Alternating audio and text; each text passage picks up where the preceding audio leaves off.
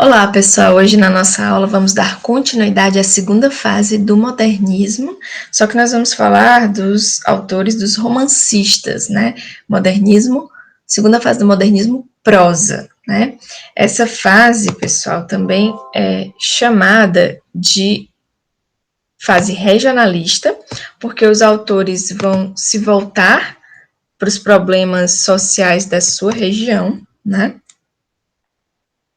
Também chamado de romance de 30, né, em referência aqui ao início didático, né, dessa segunda fase, e porque os autores vão se dedicar a esse gênero, né, a escrever romances, ok? Aqui o contexto histórico que vocês já conhecem da aula anterior é o mesmo ali dos poetas, certo? As características literárias, uma fase chamada de regionalista, como eu já falei, é uma literatura muito engajada, os autores são muito politizados, inclusive a maioria deles foi perseguido, né, na época, por conta de seus posicionamentos muito fortes, políticos, né, a denúncia da opressão, da exploração das pessoas, dos trabalhadores, é uma fase também chamada de neorrealista, porque tem características muito semelhantes ao realismo lá do Machado de Assis, que vocês estudaram no ano passado, no segundo ano, né? Nós temos uma narrativa linear, né? Não é mais aquela narrativa louca, né? Meio caótica da primeira fase, que tinha a sua importância, a sua relevância e o seu propósito, porque tinham o objetivo de chocar a sociedade e chamar a sociedade para conhecer, né, a nova literatura, o modernismo e quebrar os seus preconceitos. Aqui não, já é uma fase de amadurecimento, então eles dizem assim, pronto, a sociedade já conhece o modernismo, agora vamos voltar, né, não a fazer cópia, né, das literaturas passadistas, mas agora a gente já pode retomar algumas características, né, nós já podemos escrever uma literatura com começo, meio e fim, organizado, direitinho, né, há uma análise psicológica dos personagens, né, também presente lá na época do Machado de Assis, uma verossimilhança, ou seja, os textos, né, as obras, elas são muito fiéis à realidade, né, apesar de serem obras de ficção, há uma criticidade muito grande, ok? E uma tipificação social, vamos falar de personagens de variadas classes sociais, né? Com o intuito também de fazer uma denúncia das desigualdades sociais, com uma consciência de classe muito grande dos autores dessa época, por eles serem muito politizados também, né? A diferença do realismo lá do Machado de Assis para esse neorrealismo é que no realismo, né, eles apenas mostravam essa realidade. Aqui, no modernismo, não. Eles vão mostrar a realidade e vão atrás de resolver, de apresentar soluções para essa realidade, certo?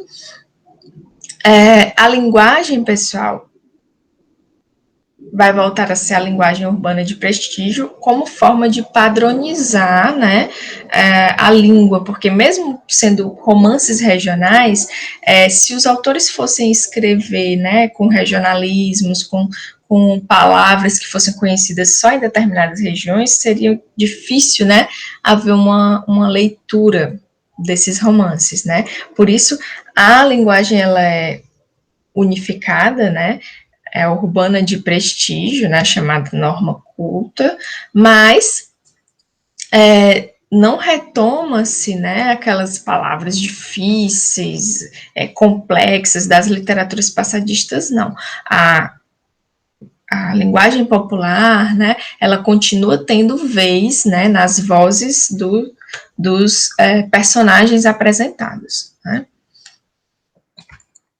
E aí nós trazemos para vocês esses dois sociólogos bastante importantes que influenciaram muito os autores, os escritores de literatura dessa época, influenciaram as obras literárias, né? Que é o Gilberto Freire, que escreveu Casa Grande e Senzala, de 1933, e o Sérgio Buarque de Holanda, que escreveu Raízes do Brasil, de 1936, né? Eles vão traçar aí uma geografia do nosso Brasil, do nosso povo brasileiro, né? E vai influenciar os personagens, as histórias, né? Da segunda fase do modernismo.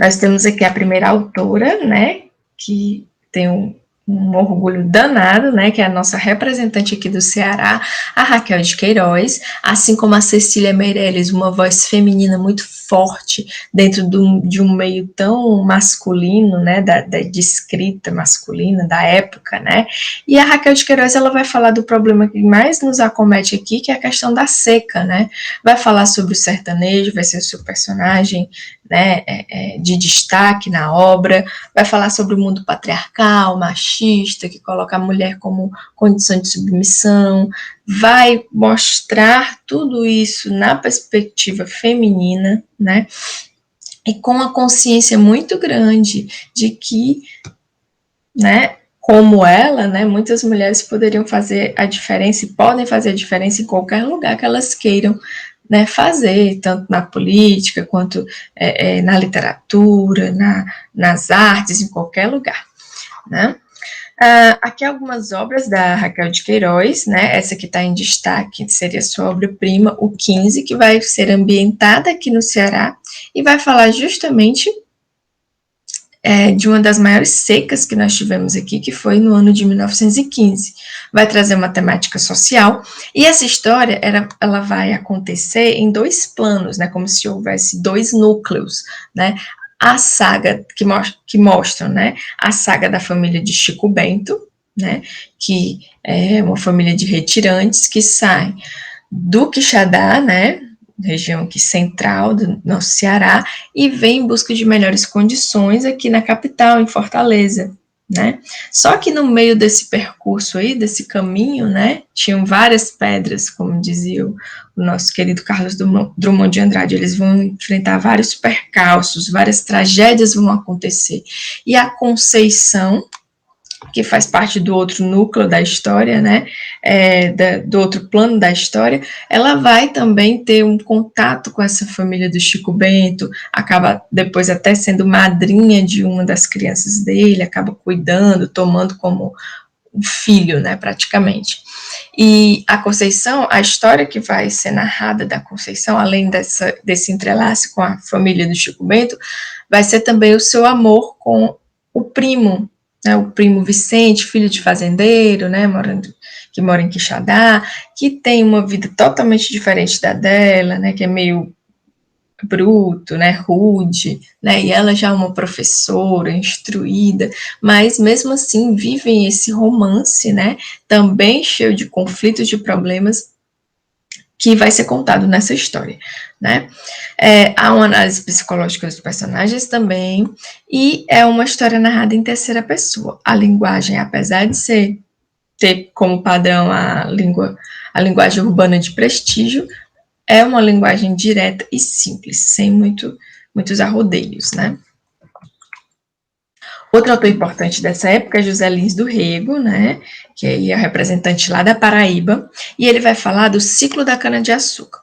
O José Lins do Rego, ele viveu, né, quando criança, em engenhos, então ele observou muito o que acontecia, né, viu a questão da ascensão dos engenhos de cana-de-açúcar e da sua decadência com a chegada das usinas. Então ele fala muito sobre isso, né? É uma temática constante nas obras dele, a questão dos engenhos. E são obras um pouco autobiográficas, né? Já que ele presenciou tanto isso enquanto criança e trouxe essas memórias para dentro dos seus livros, né? Também vai falar do cangaço, que era muito presente aqui na região Nordeste, né? E aí algumas de suas obras, a maioria delas narradas em primeira pessoa, já que são obras memorialísticas, né, vão falar de memórias do passado, mas a sua obra-prima, Fogo Morto, seria uma exceção, porque, ó, não possui as marcas tradicionais, né, das suas outras histórias, né, que é ser contada em primeira pessoa, né, mas ela vai ser narrada em terceira pessoa e narra a história da decadência do engenho de Santa Fé. Só que essa decadência do engenho de Santa Fé e a história, ela vai ser contada por 3 perspectivas diferentes, 3 visões diferentes. E aí o livro é dividido por essas 3 visões, em 3 partes. Nós temos a parte intitulada Mestre José Amaro, que vai ser a visão do José Amaro sobre a história desse engenho. O engenho do seu Lula, que seria a segunda parte, que vai ser a história contada pelo personagem seu Lula. E a terceira parte contada pela visão do Capitão Vitorino, né? E aí formando essa obra-prima do José Lins do Rego. Outro autor importante seria Graciliano Ramos, né, que é o representante de Pernambuco. Veja como a maioria dos autores são importantes, né, renomados, são daqui do nosso Nordeste, né. E o Graciliano Ramos também vai ter como tema central a miséria e a seca. Vai falar das injustiças sociais em muitas das suas obras, vai fazer análise psicológica dos personagens também. Vai ter como personagem principal o retirante, o sertanejo, né? Vai ter também obras autobiográficas da época em que ele foi também perseguido, né, pelo governo Getúlio Vargas, foi preso, tem obras que ele escreveu na prisão, né?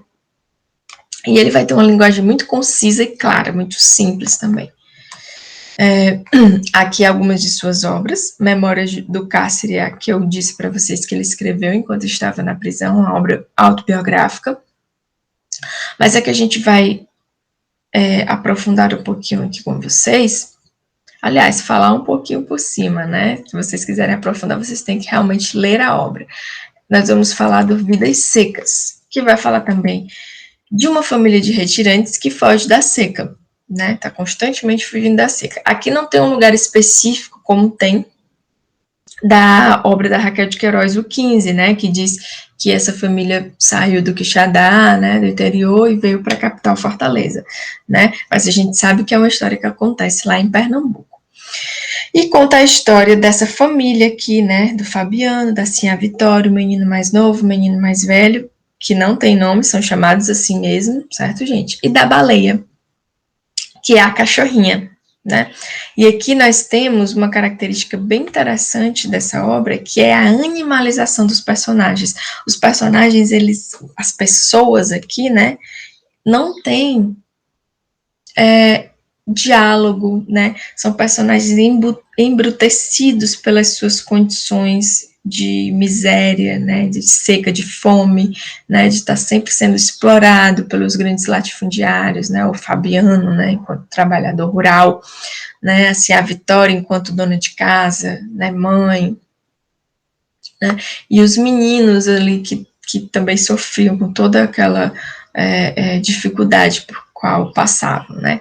E aí o personagem que ele vai ser humanizado, né, que é o que vai demonstrar mais carinho, né, aos outros, seria a cachorrinha baleia, né, para mostrar aí a contradição, né, e o que a miséria faz com o ser humano, acaba embrutecendo, né. Outro autor importante dessa época é o Érico Veríssimo, que vai ser representante lá do Rio Grande do Sul, né, da região sul do país, e aí ele vai ter narrativas tanto urbanas, quanto históricas, quanto políticas, né, vai falar principalmente da classe média burguesa, né, da sua hipocrisia, dos mandos e desmandos, né, de governantes da época, vai falar sobre a formação do Rio Grande do Sul, fazer uma análise política também, muito engajado, e vai fazer o uso do alegórico, né, mostrando aqui uma tendência meio surrealista do Érico Veríssimo, né, de apresentar metáforas a partir de imagens, né, surreais, né, apresentar algumas histórias meio surreais também. E aí nós temos suas obras divididas em 2 fases, os romances urbanos, né, o de costumes, que são esses aqui, e nós temos os romances históricos. Alguns autores até colocam uma terceira fase, né, desvencilhando aí os romances históricos dos políticos, né?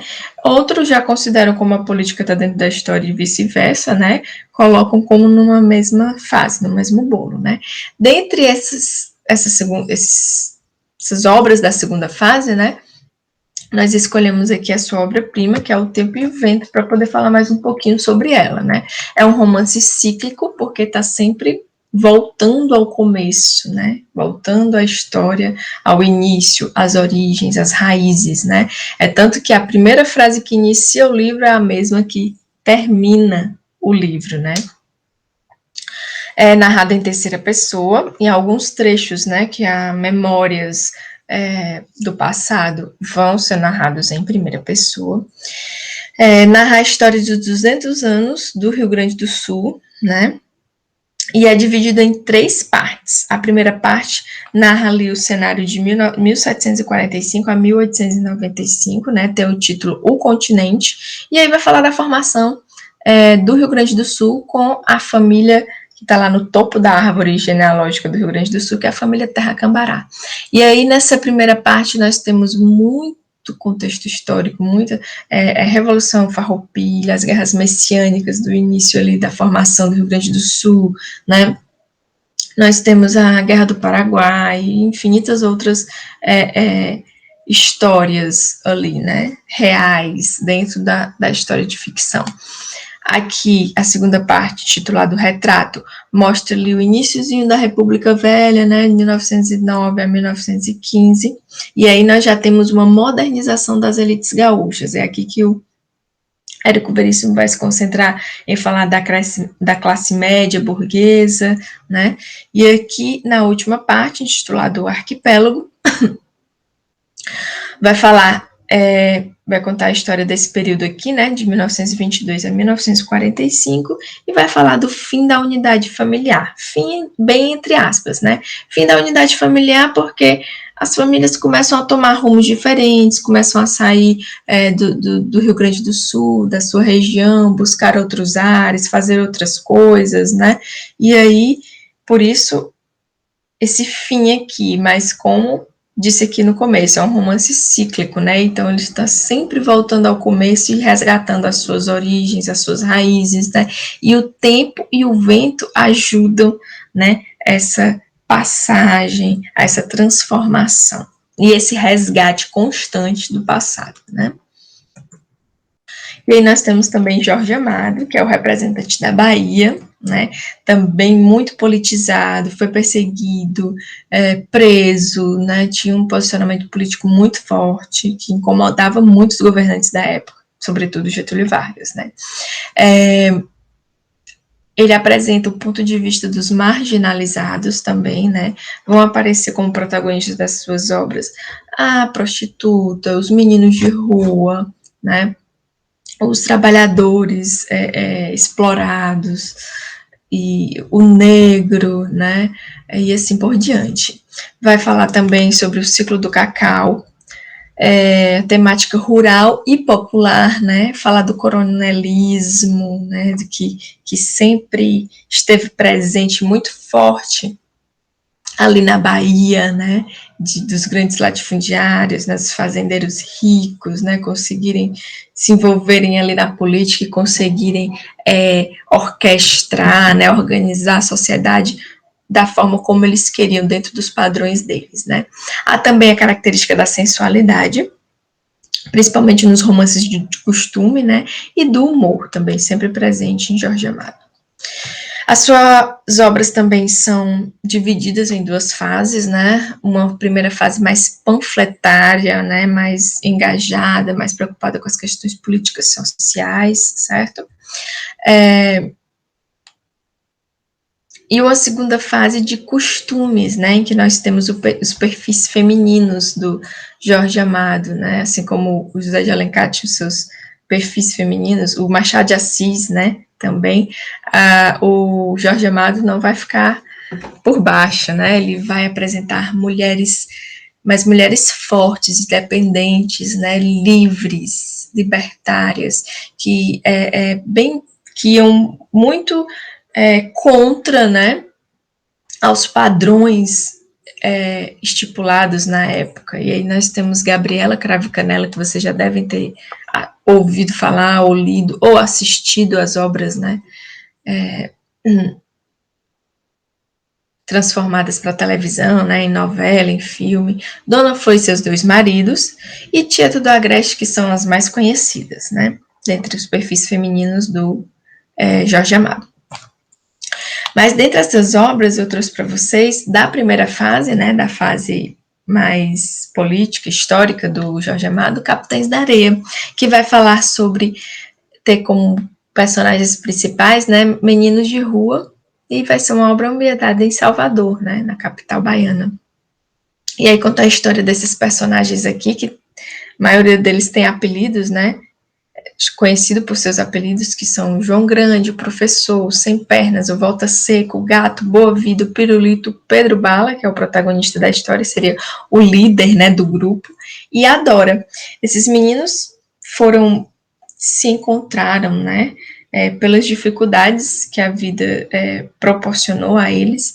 Então, eles eram considerados capitães da areia porque eles viviam num galpão, próximo à praia, né, e aí as suas vidas muito cheias de dificuldades acabaram levando, né, muito cheias de preconceito, de discriminação, de miséria, acabam levando, né, as condições sociais, a desigualdade social, leva esses meninos ao mundo do crime, né, à marginalidade, né, mas eles não deixam a sua essência, né, são embrutecidos também pelas condições de vida, então são levados a assaltar, a roubar, né, mas tem uma essência boa, né, são pessoas, são crianças, né, tem uma cena muito linda, né, do parque, em que eles estão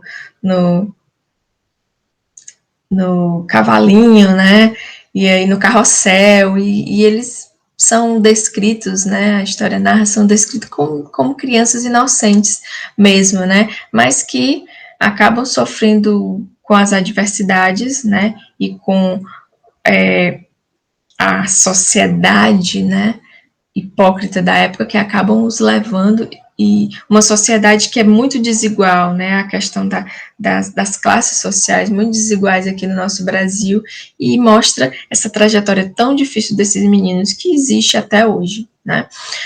Vai falar sobre a condição de miséria deles, né, e também vai enfatizar a luta trabalhista, a luta operária, as greves, né, por condições melhores de trabalho. Vão ser as temáticas presentes no livro Capitães da Areia, do Jorge Amado. Então é isso, gente. Esse foi um resumo, né, da segunda fase do modernismo prosa. Espero que vocês tenham gostado. Até a próxima aula.